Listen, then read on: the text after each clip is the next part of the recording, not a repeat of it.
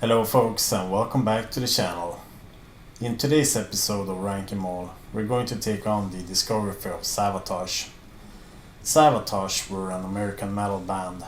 They started out as something of a power metal band in the style of Queensryche or Metal Church, but over time they developed a more progressive and symphonic sound. The band was led by the Oliva brothers Jon and Criss, until Criss passed away after being a victim of a drunk driver back in '93. And it took me some time to understand the greatness of Savatage. For me, their ideas of bringing in Broadway and Christmas themes and stuff like that into metal wasn't exactly something that enticed me at first glance, but over time a huge chunk of their discography has proven me wrong. And as always, we're going to rank their discography from the worst to the best. So make sure to hit that like button and subscribe to the channel if you're new, because now it's time to rank Savatage full discography.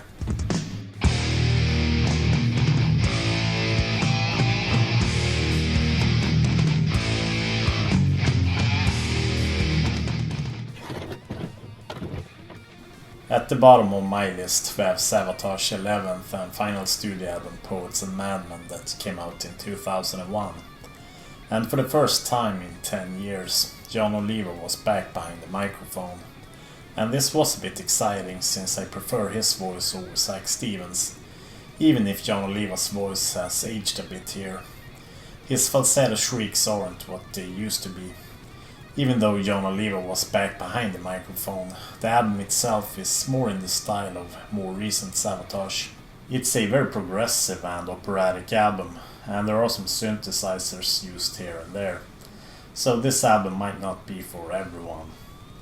Also worth noting is that this is a concept album about a South African journalist by the name of Kevin Carter, but I won't go too deeply into that in today's video.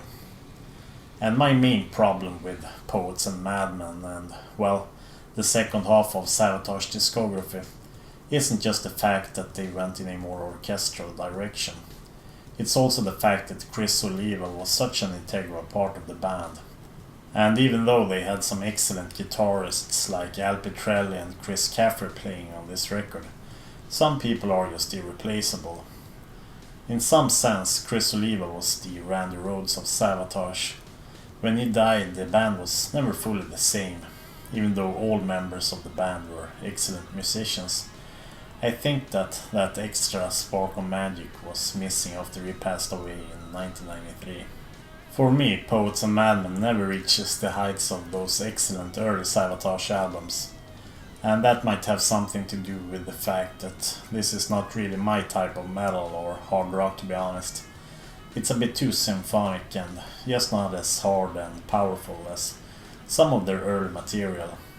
But there are some highlights here too, like the song Commissar or the guitar solo in the song Drive, for example.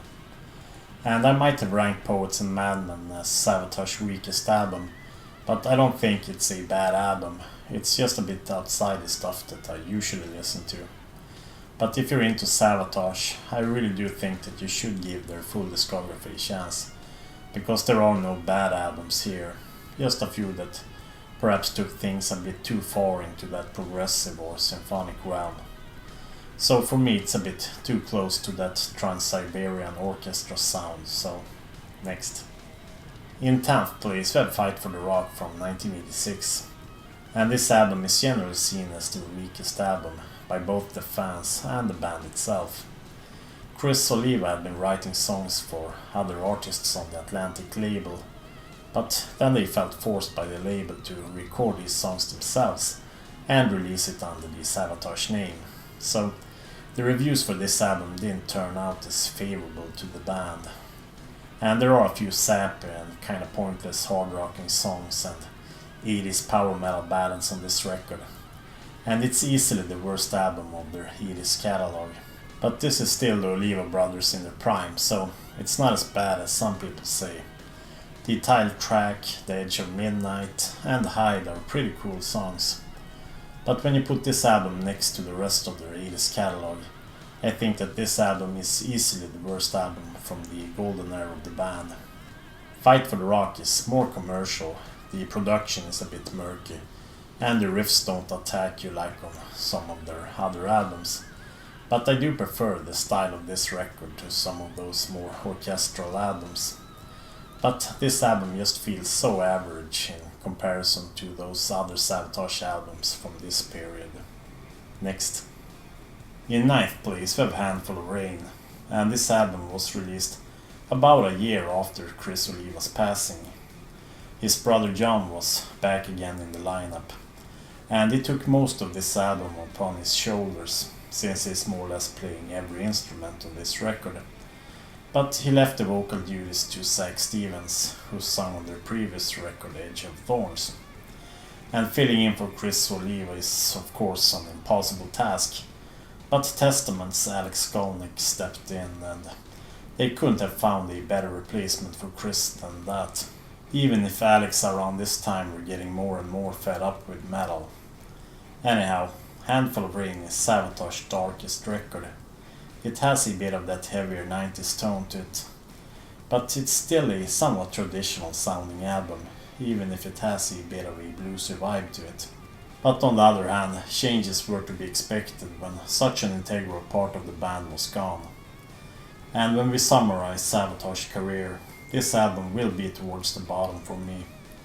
But it must have been almost impossible conditions to create an album like this when your brother and the band's main songwriter was gone, and in the middle of all that grief coming up with something worthy of that Savatage name. So even if this is far from my favorite Savatage record, it's still worth checking out. Next. In 8th place we have Dead Winter Dead from 1995, and this is a concept album, and it's essentially a Romeo and Juliet style tale being spun through the Bosnian War conflict that was going on around the time when this album was recorded. And there were some lineup changes that took place before this album came out. Original drummer Steve Uckles was out of the band, and his replacement became Jeff Plate. Testament's Alex Skolnick, who played on their last album Handful of Rain, was replaced by Al Pitrelli. Jon Oliva was also back behind the microphone on a few songs, even though it's Zach Stevens who is the main vocalist here. And we shouldn't forget about Chris Caffery, who also became a full member of the band, after being a touring guitarist there for a while. Savatage's perhaps biggest hit of all time was featured on this record, and I'm of course talking about the song Christmas Eve, Sarajevo 2412. In the aftermath of that successful Christmas song, Savatage producer Paul O'Neill founded Trans-Siberian Orchestra, and that song was later re-released as a TSO song. And if you're unfamiliar with the Trans-Siberian Orchestra, they were more or less the continuation of Savatage, I would say, since the core of both bands were the same. But TSO was more orchestral and progressive, and they became known for their Christmas-themed songs. But it wasn't like it was a huge shift when TSO formed in 1996, because Dead Winter Dead already had a lot of the elements that would perhaps be more synonymous with TSO than Savatage, like the classical orchestration and even the Christmas theme. So I guess one could say that Dead Winter Dead has perhaps more in common with what would later become TSO than with classic Savatage albums like Sirens and Hall of the Mountain King.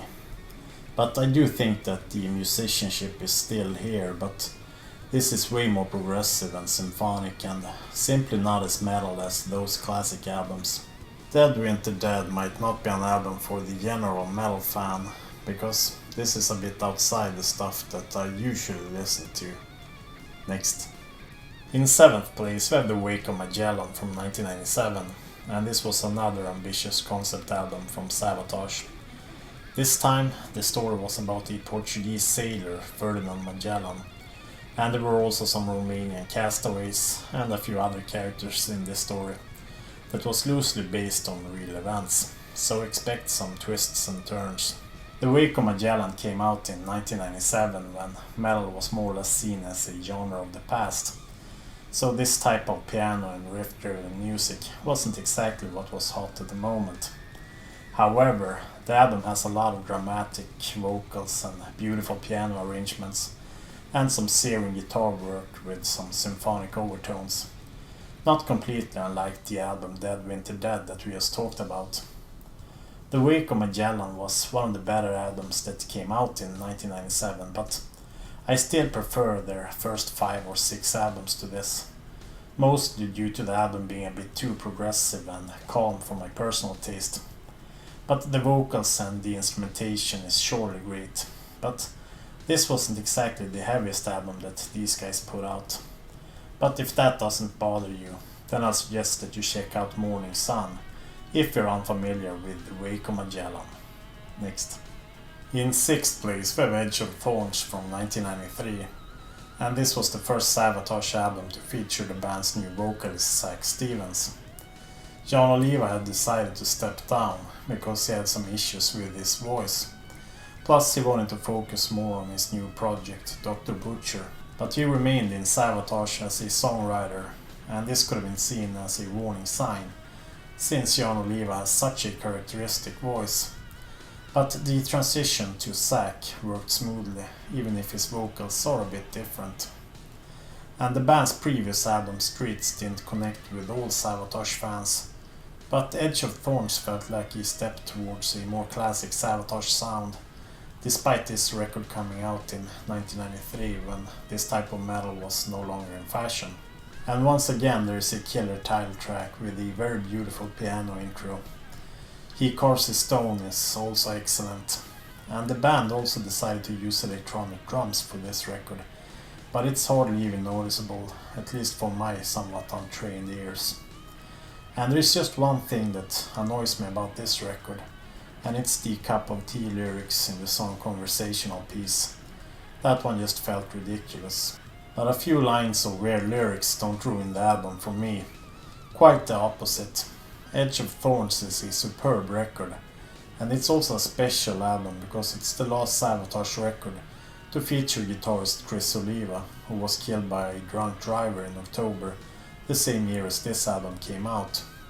And Criss was one of the most brilliant guitarists of all time, so rest in peace. Next. In 5th place we have Streets, a rock opera, and this album was quite the shift from the band's previous albums Ballet and Hall of the Mountain King. I mean, this is a rock opera after all. And Streets is also a concept album built around this downtown Jesus guy, a drug dealer on the streets of New York City. And the story was written by Savatage producer Paul O'Neill, and the album has this kind of Broadway feel to it. The production is a bit different here. The guitars aren't in the forefront, like it was on those previous records. And there's a lot of piano arrangements, and some songs that would perhaps fit better on some Queen record than on the Savatage album, but despite all of that, I do still think that Streets is an underrated album. The title track is cool, Jesus Saves is excellent, Tonight He Grins Again is one of their better ballads. Sam and Tex and Agony and Ecstasy are pretty cool up-tempo tracks as well. So this album is quite experimental and a bit outside my usual comfort zone. And when I hear Jesus Saves, I usually think of Slayer, but Savatage really showed the world that metal could be so much more than just hedonistic debauchery. Not that there's anything wrong with that. And no, Jesus Saves wasn't a Slayer cover, it just shares its name with that classic Slayer tune. And I think that Streets is a brilliant album, especially the first couple of tracks, before the album gets too much into that ballad territory. And I love Streets, but I can understand why it's not everyone's cup of tea. Next. In 4th place we have Ballet from 1989. And this was the follow-up to their 1987 masterpiece Hall of the Mountain King. And it's always tricky to do a follow-up to a masterpiece. So Savatage tweaked a few things, and there's a slight shift away from that power metal sound of their previous records and into a more progressive direction, with some added acoustic guitars and piano parts. But I'll hold the album as a closer relative to Hall of the Mountain King than the rock opera aspirations of Streets. While some of the ballads on Streets felt a bit forgettable, it's the complete opposite here. When the Crowds Are Gone and Gutter Ballet are classic Savatage tracks. Gutter Ballet with that emotional piano intro and those riffs that just kicks in the door with full force. You just gotta love it. I think it's one of the best Savatage songs of all time. And the album is quite the sentimental record with Jon Oliva's coarse and almost tormented vocals. His brother Criss also shows his talent here. There's just a ton of amazing riffs and lead guitar work on this album. He's definitely one of the most talented guitarists to ever walk this earth. Gutter Ballet is an excellent record with some top-notch musicianship, and the production is just perfect. I like the title of the album, Gutter Ballet. It really describes both the dirty and the beautiful side of this record. Next. In third place, we have Power of the Night from 1985, and this was the band's first album on Atlantic, and it was produced by Max Norman, who was known for his work on some of those early Ozzy Osbourne albums. The production values has taken a giant leap since Sirens, and Power of the Night might not be as dark and gloomy as the Dungeons Are Calling EP, but despite the more polished sound and their decision to include a somewhat commercial track like Hard for Love on the album, you can't really criticize them for selling out or anything. Atlantic wanted them to change the name of the song from Hard for Love to Hot for Love, but the band refused that change. And the song itself has a bit of that 80s hair metal vibe to the chorus, but it's not a bad track per se. And now when we can see their full career in the rearview mirror, it's clear to me that Savatage always was a band that liked to explore different avenues, with everything from power metal to piano ballads and such. But this album is more or less a straight up power metal album in the US tradition. So there are no hints of symphonic metal or conceptual stories at the moment. And I think that side A of this record is absolutely amazing, with songs like Power of the Night, Unusual, Warriors, Necrophilia and Washed Out. 5 excellent songs in a row, and those alone makes this record worth your while. The B-side is slightly weaker, but still solid enough in my opinion. Power of the Night is a classic metal album that all metal fans should be familiar with. Next. In second place we have the aforementioned Sirens. And after changing their name from Avatar to Savatage, the band released their full-length debut back in 1983. And this album is a bit different from the rest of the band's discography. This one is a straightforward US power metal record. It comes without overtly progressive metal elements, piano arrangements and even rock opera ambitions. Sirens has similarities to a lot of other American metal albums from around this time, like Metal Church or Queensryche and similar bands that released their debut albums around 83 or 84. And this is a rather dark album with great instrumentation. Guitarist Chris Oliva reminds me a bit of Randy Rhoads here, because he really shines on this record, with both his rhythm and flashy yet memorable leads. And what about the songs then? Well, the title track is a classic song and one of their all-time best, I would say. Holocaust is also amazing, I Believe and Rage are great too. And I find side 2 a bit weaker, Twisted Little Sister being the weakest. And the album ends with the rather average ballad. It's not a perfect album, but overall Sirens is an absolute classic. Next.